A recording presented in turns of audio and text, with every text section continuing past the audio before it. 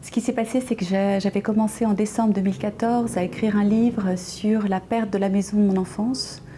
qui était la maison de mes grands-parents maternels italiens, le lieu pour moi de mes origines, de ma mémoire, de mon histoire, mon refuge, le lieu où j'ai construit mon sentiment de sécurité intérieure. Cette perte était à ce point insurmontable pour moi que je me suis dit que j'allais essayer d'écrire un livre sur la maison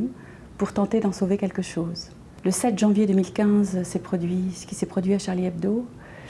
me laissant ce jour-là, comme nous tous, le mercredi, le jeudi, le vendredi, dans un état de bouleversement, de sidération et surtout aussi le sentiment d'être face à l'innommable, c'est-à-dire quelque chose sur lequel je ne savais mettre de mots,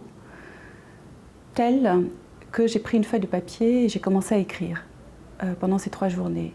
sans du tout avoir l'idée d'en faire un livre, évidemment. Mais ce qui s'est produit ensuite, c'est que pendant les jours qui ont suivi, les semaines qui ont suivi, j'ai eu le sentiment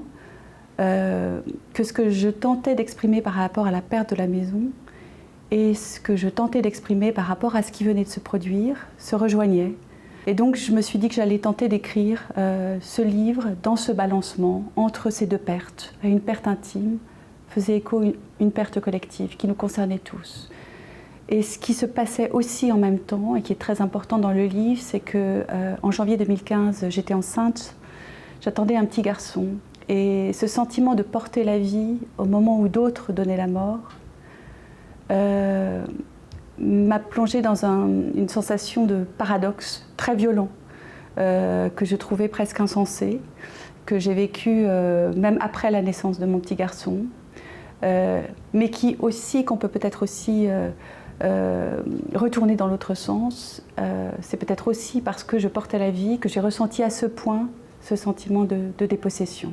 Voilà.